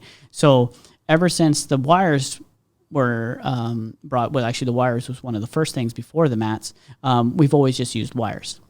You can go to a job and you can always get it done because, well, you are the commander of the wires. Yeah. So if you're doing a bathroom floor and you've got a wet area, then why don't you take it into the shower? Right? And people are like, well, it's going to get warm. I said, yeah, that's true. Initially you walk into it and it had already taken the chill off of that floor. So it's kind of, it's kind of like a cushy first world kind of like bonus, but like you're only adding 15 more square feet roughly because a standard shower is about 3x5 to the kit. So it doesn't take that much more work to put it inside the shower, but the benefit is strong, huge because when you have that going and you have the shower, right, it's going to collect water and then that heat is going to give off and it's going to dry it off. And then if you have a nice dry shower, then you're never going to have that mildew growing in the corners, right? There's a lot of maintenance stuff that we're thinking about. And then in terms of like an investment, to the client, it's, let's say a couple $100, right? And a little bit more electricity, right? But in the long run, like then you don't have to worry about having to change the silicone once a year sometimes, and I'll tell you a funny little story. And I agree with you about the mats versus wires. Do you remember when New Heat was first on market with the mats? Okay, they pushed hard. They first on market, right? So they were basically pushing it quite hard. Yep. And I remember that there was a little bit of a nice marriage between Schluter and the New Heats when it was just Ditra. Like they would at trade shows, they always shared the same booth. It was always a nice little marriage there, right? And then that was cute. It was very, very cute. And then all of a sudden, then the year later, all of a sudden, Ditra Heat is introduced. The marriage went south. And then I remember having It a got conversation. heated. It got heated. I remember having a conversation with one of the top people at the time with New Heat. And I said to them, this is a game changer. Like I'm telling you right now, this Dietrich heat and this cable thing, this is going to be, and they were using New Heat's cable in the very first run, I think it was, right? So the marriage was still a part of that thing. Yes. Then they came up with their own because they had cable. the Dietrich heat coupling. Yes.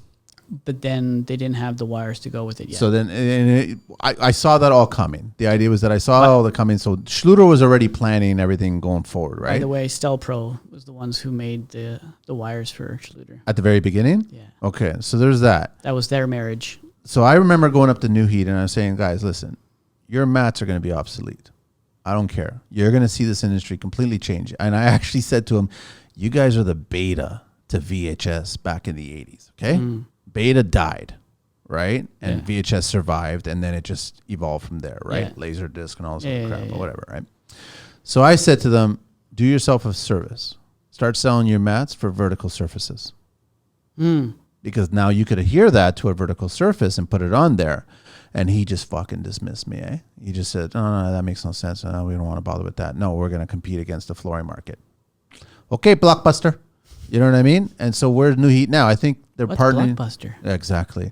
So ask Netflix. So then, and then Netflix is playing bad too. So, then I think Mapei now is playing with New Heat with their MappaGuard. So it's kind of like, give me the beta tape. I'll take care of the beta tape and I'll make it work again. People will want to watch beta again. Yeah, so basically, Mapei has partnered up with New Heat, and New Heat provides them with their wires. So Mapei doesn't make their own wires. They just... It's the exact same. Same scenario, the first marriage. Logo. Yeah. It's the second marriage now. That's all it is. They slap their logo But on New it. Heat should put their mats on or sell it as a vertical surface for a shower, 3x5 typical, or even whatever, a 6 foot tub, 5 foot tub, and just sell it as 3 pieces, one on the back wall and the 2 side walls, and then all your tile surfaces in a shower are nice and warm and easy to do it. But they still won't do it, so I don't give a shit. But that was an idea. I threw that idea a long time. When did that first introduce? I mean, Dietrich Heat. We've done the heat on the walls before. Yeah, I know you've done it before, right? And then I think guys want to do it here and they want to try it, but then you're getting ESA saying that we need to get the specs from Schluter. Schluter won't give the specs to the Canadian side of things or Ontario side of things, so then they won't sign off on it, and it's just back and forth finger pointing crap, right? Yeah. Until we get the specs from the Germans, we can't give you allowance to do this, right? But people do it. I'm sorry, people, and I will do it too, and I don't give a shit because I think stone wall surfaces should be heated. I think toilet seats should be heated. I think flooring should be heated. I think wall surfaces should be heated. The only thing is, if anyone's listening is looking to do something like that, I would look into, depending on what manufacturer you like using, is make sure that it's a flexible thin set. So there is some thin sets by Mapei, Lat. I don't know if Schluter does. I think Ardex might have some, so it needs a little bit of electricity so that when it heats up and cools down, you want it to be able to have a little bit of that movement in behind. Wouldn't any material that is modified? It would have to be heavily modified. Yeah, poly. Yeah, but even Schluter's thin set is like extremely modified. I don't know. I don't know who's. But I would just make sure, if you want to make sure that it's like the best of the best in terms of like the got a lot of modified. Like they do. There's a shitload of glue in there. Man. Titanium would probably be, off the top of my head, would be a good one. I think Ardex would be probably X77 or X78. Yeah, so just double check that. And then Mapei, the best would be like a No, it would be Keralastic with Carabon. Would be your best. It'd be Keralastic, because there's a lot of glue in that. Yeah. That's all you could probably even get away with Caraply with Carabon. Yeah. With a Mapei product, it's not very fun to play with those in particular when it's like when you're mixing. It's very gummy. Yes. It's extremely gummy. Yeah. And keep your tools very clean a lot. Yeah. Don't wait till the end of the day, but it'll work, right? Yeah, I think it would work. So, and the other thing I want to just chat about before we wrap up. Yeah. I love chair rails. I love tiles and ceramic and brick pattern and chair rails. Yeah. I hate that the market hasn't caught up with designing much better chair rails, ceramic chair rails. I think there was talk at one time about Schluter getting into the trim chair rail molding, like pencil rails. Interesting. There was a discussion about it. It never happened. But I've always been frustrated with pencil rails where, what is it? 2 options, 2 colors. You either get a beige one or you get a marble one. Right. It's like the marble thresholds for shower jams, which we don't use anymore. Nobody uses it except for Home Depot and people buying that kind of stuff. I would love to see some more interesting. And I know that you've worked with Ann Sachs quite a bit, and they've got beautiful, like insanely beautiful chair rails. I'd love to see more of an expansion on that line, because that's like classic tiling. That's the thing, though. It's like it's very classic. But you can make a contemporary version of a classic chair rail. I think the biggest thing is people don't know that that's a possibility. So I think information is the number one. So who makes it and what is available, and then who wants to take it to the next level. I know a lot of Spanish tile manufacturers. They will do little trims and stuff like that. I think some Portuguese ones, some Italian ones, and then a lot of these little boutiques that we have will have that are like custom made. I know like a place in California, Pratt & Larson, they do a lot of like custom trims and stuff like that we work with. There's a company called Fifth and Fur, and they sell a lot of like custom trims, and there's like all kinds of options. And then you can get like the color you want, the finish you want, the size you want, like everything. So it's like completely custom. But like now these days it's, it's like an 8-week to 12-week order. Not everyone's willing to wait. But if you get, if you're in the processing, in the early stages, you can get your foot in, get it set in, put in your order, and then patiently wait. But then you have this beautiful, artistic, classic vibe that you can add to your bathroom or kitchen, whatever you want. We don't do it much anymore. We would, do some fun stuff, in backsplashes and stuff where you get, take the trim and do this and create a little inlay. I love seeing all that kind of stuff. It's just, it gives it a nice flair. I personally really like those kinds of details. I'm not a huge, like massive open concept, monotone kind of like, stone, same stone, some wood. And, waterfall, stone, all the hardwood, and like you come in and you're like, you don't want to touch anything. Yeah, it's a museum. I don't want to touch anything. I don't want to use this room for the purpose of this room. Yeah, but that's just me. There's people that really like that monotone. I really like the, I like call it like grandma chic. Like you want to come in and you can like imagine like a fresh baked bread or pumpkin pie. You want to come in your kitchen, you want to sit, there's this warm, come in the island and sit. It's got these beautiful legs, and like you want to come, you want to sit and watch and talk to your to the host if you're a guest, right, and have a glass of wine or whatever it is, and really enjoy the atmosphere. And you've got these little details on the kitchen, and you've got this beautiful tile on the kitchen floor, right, and it's more warming, right?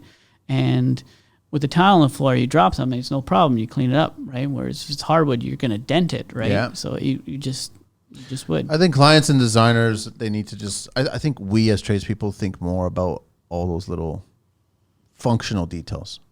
I think so. In general, I would say so. In general, right? Yeah. It's definitely, the designers definitely look a lot more of the looks. Aesthetics. Like aesthetics. It's probably 90% aesthetics, 10% functionality.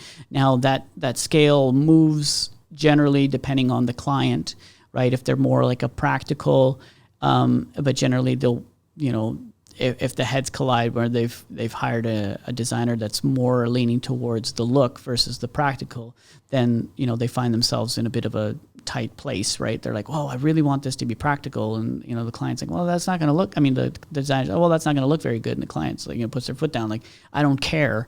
I need this to work. I'm not going to be doing the cleaning, or they will be doing the cleaning, and they need to make sure to be able to maintain what they have." Right, in terms of like the material and stuff like that. Like, I don't know how many endless conversations I've had, and it's really sad. After we've done the project, and then we've been brought in after a month or 3 months or whatever, and like, "Oh, Larry, we've had a problem with this, or this stained, or this, that, or this is now etched or whatever." And like, did the designer not kind of go through this with you, that now you have a natural product in your bathroom that your husband that can't pee inside the toilet and it's leaking all over the place and you have this etch. Yeah, yellow marble around the toilet. Now that beautiful white Dassos is turned yellow. And that's what would happen.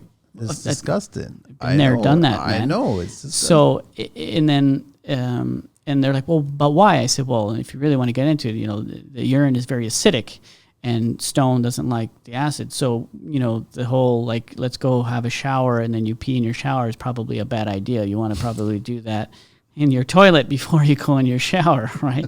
So you're going to be burning your marble. Like, oh, well, that's really a pain in the ass because I like to get up in the morning and piss in my shower every morning. Well, then you should have probably had that discussion with your designer, then you should right? seal your natural stone every single week, and then you can pee in it all you want and watch the pee bead.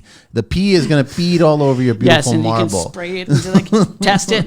And when it's not beating anymore, and you call us up, the conversations that we have with clients, say, like, sometimes you have to get personal, man. Like if you really want to get into it, right?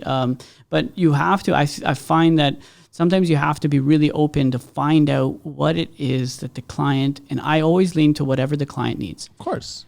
If the client wants it to look really good, and they're okay with the maintenance, as long as I've explained it, okay. You know, we've built custom marble sinks and stuff like that, right? Like you understand that this is a marble sink. Sponge. You know, where your guests are coming and washing and slobbering all over it, right? They're not going to be as careful as you, that there will be some maintenance involved if you want it to keep looking this way. Now, myself personally, I would like to make a custom sink in my powder room in the future, but I want it to age. I want it to start getting etched in, you know, a couple dents and stuff like that, because it's going to add character. It's going to add character, right? So, but that's me. But you have to inform the client, like, oh, what, it's going to etch? It's not going to keep looking like this? It's like, no, it won't. And if you want it to keep looking brand new, well, then it's like taking it to a mechanic shop. You need to go and change your oil every X amount of months, unless you have a Tesla. Then I know, but see, it goes back to the beginning of what you talked about, how that's technically not your responsibility to educate the client that. No, but sometimes I feel you should, but I think it obliged. should come from the designer. It should, because they're selecting these materials. Yeah. So they said, sure, you can choose this. It's a natural stone. But how good is your husband's aim? Like, these are the questions that should be asked, right? For sure. And then you tell them, well, listen, if Has you got 4 boys, wow, Exactly. no natural stone for you guys. Have you trained them to sit every time they pee, or are they standing in their, No, it's gonna be It's you know what I mean? It's gonna literally be a pee show. That's all it is, man. Yeah.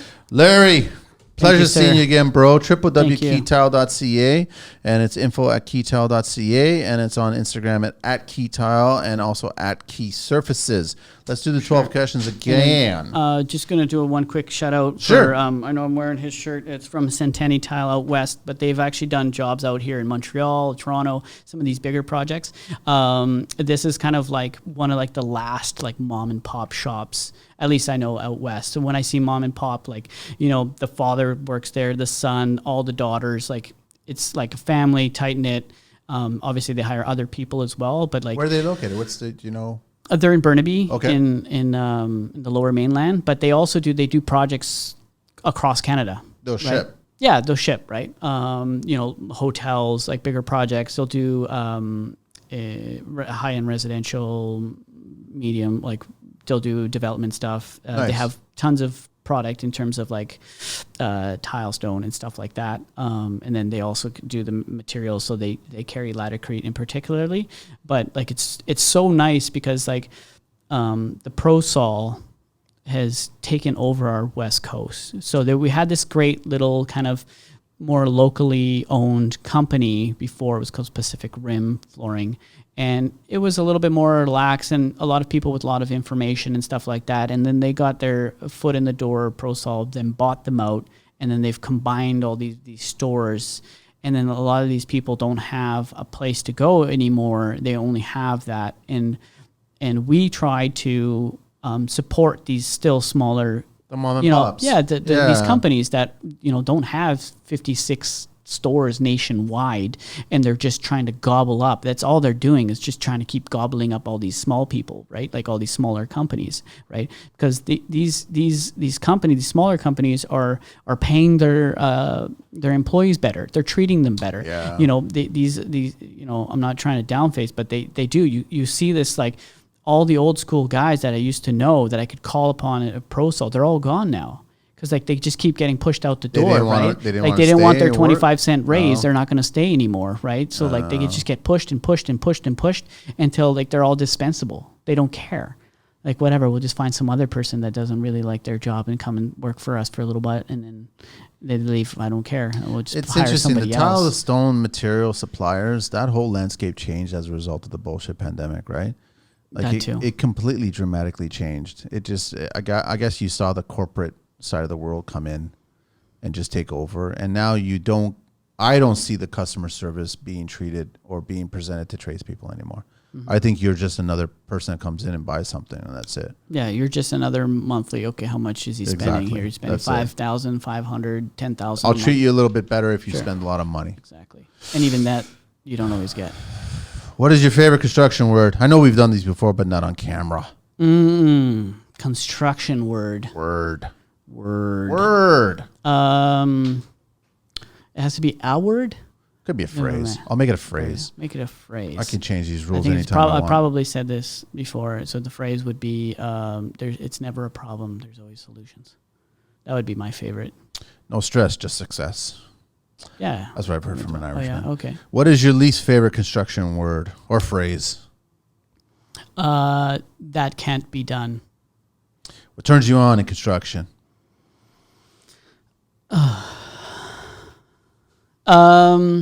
What it turns me on in construction? The process. From the beginning to the end? Yeah. I think it's the relationship that you with other trades and with the clients or the contractor, whatever. It's the process that really fires. It turns me on. You know what I mean? Like I really like the whole process. What turns you off in construction? Inconsistency. What's your favorite curse word? That's right. My favorite curse word? Or phrase? Holy mackerel! What is it? Like for a split second there, I was watching the Andy Griffith show. What is your favorite vehicle in the entire world? Oh, favorite vehicle? There would be so many. Like, I don't know, maybe like a Bel Air. Really? You're going way back, eh? Oh, yeah. Old school, like a Bel Air or like a Thunderbird or something like that. A baby blue? Red. Yeah, red. Maybe red and white or something like that. Yeah. What is your least favorite vehicle? My least favorite vehicle? The Hyundai Pony. They still exist. I've been in one of them. Lots of room. What construction sound or noise do you love? The multi-tool. Yeah, it's like, man. What construction sound or noise? Wait, you love that sound? Why not? It's great. There's like progress. Okay, what construction sound or noise do you hate? Is I would say it would be other people's music. Any kind of music? Yeah, like especially if it's like, it's just anyone else's music. But it's like, it's not going to be your taste, and they're going to be blaring it through, and you're trying to concentrate, you're trying to, undercut something, and you want to really kind of hear that high pitched sound, and then you can't hear it, because of like, it's like, Flo the painter, he would have his system going, and he would have like the Euro beats going that are like 30 minutes long for one track. I'm like, dude, change this shit, man. I don't want the Euro beats here, man. Like, this is ridiculous. What profession other than your own would you like to attempt one day? Finishing carpentry. What profession would you not like to do? Drywalling. A rocker. If heaven exists. Yeah, doing the sheet. Yeah, I take my hats off for those who do it. I think it's a lot of work, and I think it's very underrated on how much skill. How important it is. How important it is for these guys, and they break their backs to really get on those things 12 going. foot 5/8. one-handed. If heaven exists, what would you like to hear God say when you arrive at those pearly gates? Welcome, my son. Larry, always a pleasure to see you, man. Keytile Co, everybody, www.keytile.ca, and it's info@keytile.ca, and it's on Instagram, Keytile Co, and Key Surfaces. That's where we're at. We out of here. Thank you so much, bro. Thank you. See you soon. It's always a pleasure. Bye.